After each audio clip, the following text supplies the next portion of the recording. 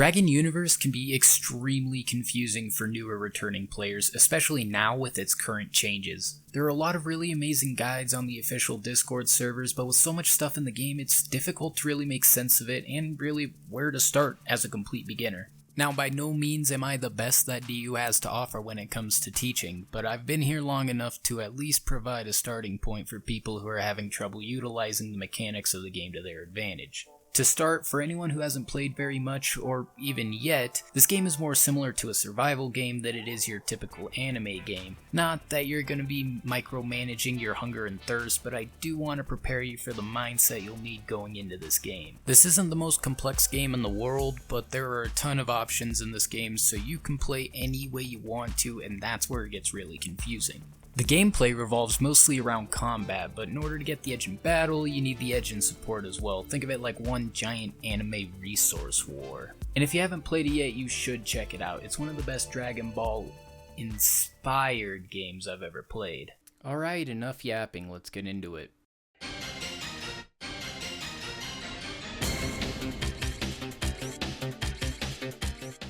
Character creation is the most important aspect to your enjoyment of any given wipe. Once you're able to put together a competent build, you'll be set up to try out any of the race possibilities here. But not all races are built equally, don't take that out of context, so choose carefully when starting out. For example, the Yasai. With their dramatic transformations and obvious beginner appeal, the Yasai are a perfect beginner's trap. With fairly limited stats and mediocre mid to late wipe BP or battle power, they can prove difficult to play, plus the time investment necessary to achieve their transformations early enough to be special can be a significant negative for a playthrough.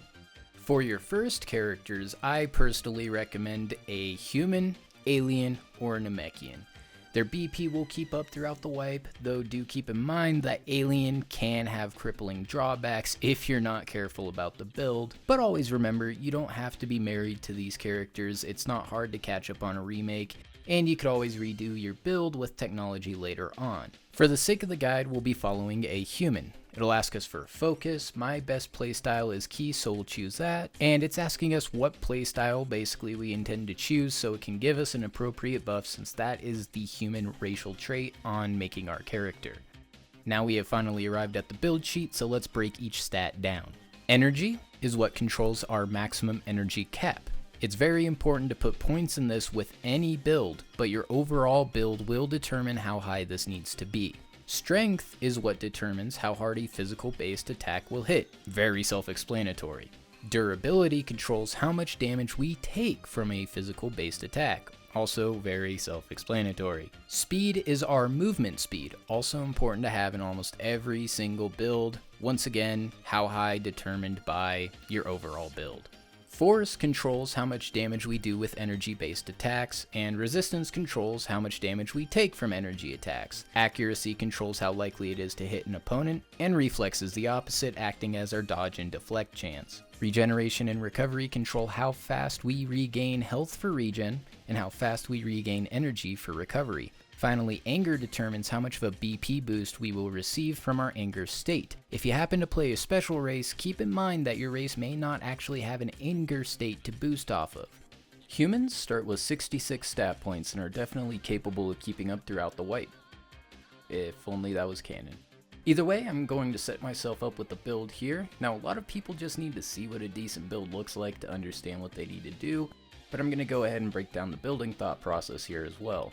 Before this, we went with a key focus, so I boosted energy immediately to 2.4, and I decided that the build doesn't require any strength to focus entirely on energy attacks. I also had a particular fighting style in mind that benefits from taking physical damage, so I only gave myself 1.4 durability. Movement speed is very important as a force player as well, so I gave myself 2.3 speed. Force is matched with energy at 2.4 as it's my main damage stat. Resistance is at a decent 1.8, as is accuracy. With high speed, I can manually dodge most attacks and stay far away from people who rely on auto attack and melee attacks, so I can safely not put any points into reflex.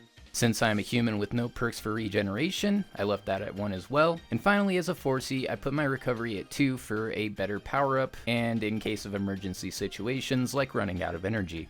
With that, hit done, Choose a few customization options, make sure to choose to spawn at Planet Vegeta Fitness, and we're finally in the world of Dragon Universe.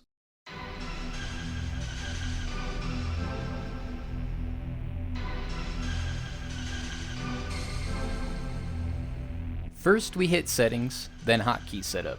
Keep in mind this menu is a little finicky, but it will allow us to change our keybinds, so it is very important. Your mouse also has functionality. To examine an object, simply right-click on it and hover over the drop-down menu. Right-clicking can have different commands depending on the object, so if you're curious, feel free to right-click on any and everything. Clicking is also a way to activate certain objects like gravity machines and revival altars. There are some defaults that will help us get familiar with the game, however these won't really work for long. Click from the left and drag the button you want to bind onto the right. Be sure to set this up appropriately. If you have a numpad on your keyboard, you have the option to use WASD. However, if you don't, I highly recommend switching to the arrow keys. There are a lot of skills in this game and only a limited amount of buttons. While you're here, make a button for the train, meditate, dig for resources, and auto attack commands. Keep these buttons out of the way of the space you plan to use for combat, however, with maybe auto attack being the exception there. By the time you've set all of that up, you have probably already died from somebody hungry. If you haven't, it simply hasn't happened yet. Don't be afraid to die at this point though, there's no real downside, plus we don't have anything on us that will drop anyways. Either way, I plan for us to have something by the end of this, and this world is a dangerous place, so we need to start training. But first, we should probably clothe ourselves. Hit settings again, scroll down to choose clothes, and pick whatever you like. There's also another option for hair. If your hair glitches like mine did, just hit remove overlays in the other tab, re-equip your clothes, and redo your hair. I can make a whole video getting custom clothing and hair all by itself, so for now we're just going to choose from the basic stuff.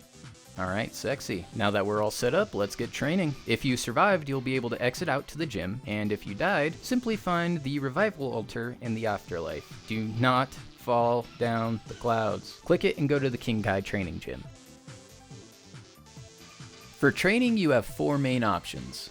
Self-train or simply meditating will train stats at a slow rate using your activity meter as a leverage to determine how much you gain. For a higher rate, you can just get more activity meter, which goes up just by being online and being active. Sparring with a simulator will net you much faster gains and is semi-active, so it can be done in the background while you watch something, as well as increase your activity meter. Sparring with a partner is similar and will gain even faster. There's a bonus for sparring someone way stronger than you, called Leech, or if they are the same race as you, for a bonus known as racism. Just kidding, I couldn't actually find an official term for this, so we'll just call it racism for now. Shadow sparring can help you get your stats up super quick, especially after using a method that redoes your build. Punching bags are a great alternative to self-train or sparring with a simulator, but it is a lesser gain than sparring with a simulator or a partner. Finally, gravity training can be combined with all of these methods. However, keep an eye on your health. If you do get knocked out in the gravity field, you could die. The reward is worth it, as higher gravity mastery leads to higher base gains. And new to the game is GT Goku, who is willing to spar with you to help catch up on the gains. Simply find him in Planet Vegeta Fitness and click him to talk. Now with all that, you should be able to train to your heart's content. Now let's go ahead and move on to the technology aspect of this game.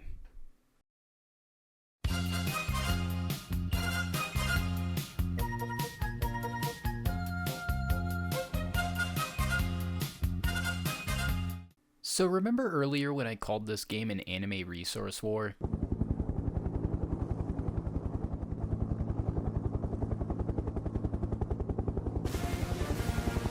That's right, class, your scrawny little Majin food here isn't gonna make it long bumming off of free equipment. Alright, the blue guy's okay, but I'm a little suspect about the host at Planet Fitness, so we need to get our own stuff. To make your first foray into economic warfare, simply begin wandering around until you find one of these strange little rocks. These are called resource nodes. Simply use the grab command to pick it up and it will give us whatever amount of resources were in the node. Take this and find out if you can afford some weights. If not, keep running around to find more ground money.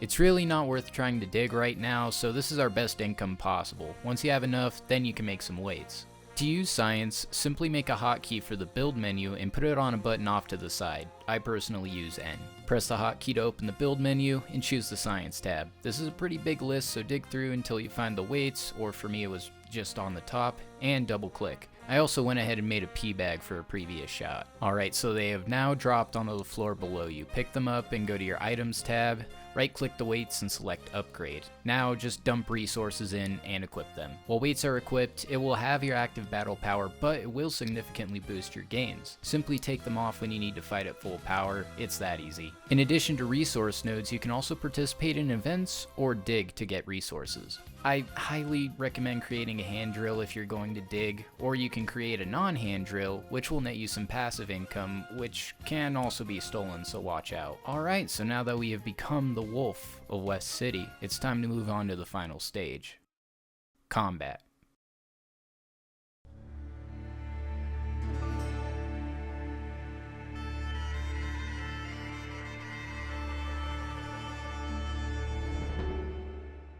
Originally, this part was going to be more scripted. I mean, we all know what we're here to do. You're ready to play the video game now and not punch the air for 900 hours, and you expected how to be taught that. But the truth is, there never was a DU combat guide. And there never will be. In a game with so many skills and possibilities in combat, it's nearly impossible to dissect a winning formula. I mean, there's a meta that's about as consistent as water, so what do? Well, in order to be a DU pro, you literally have to be like Goku. Now what that means is be curious to explore the different possibilities of your fighting style. What moves work well with others, what throws people off, what does the best damage. You can play literally any way you'd like. A bait and trap playstyle is just as effective as a burst down, which is just as effective as zoning. Just because I can't teach you how to fight doesn't mean I can't point you in the right directions. Firstly, there are plenty of events you can participate in. You know, sometimes bosses are worth skipping, but if you see any sort of tournament, just join it, even if you're not confident on winning. Win or lose, you'll be awarded Z points and special SP for winning. Now, these special SP can be redeemed for special skills and perks, yada yada. But what we're really after is the fighting styles from the special learn button. Now the fighting style guide on Discord, on the guide Discord, it's phenomenal. Breaks down every single one of them very well. And if there is any interest on like a video guide, maybe going into further detail beyond the guides, feel free to let me know in the comments, but fighting styles cover a wide variety of play styles and basically just juice your gameplay up to an 11. That's right, you can drag people around as a maniac or just hit the gritty on your opponents as a Ginyu. The world is yours. Another thing too, pick up a custom buff in the regular learn. Just follow the text pop-up to set it up. Just find the command in the other tab. To set up a custom buff, just minimize what's already bad and maximize what's already good. It's super easy. Anyways, my point about the combat is to have fun with it. Experiment. There's not a one-size-fits-all build or a way of fighting that's really going to get you very far. Besides, isn't a love of learning different ways of fighting the whole point of taking life on like Goku?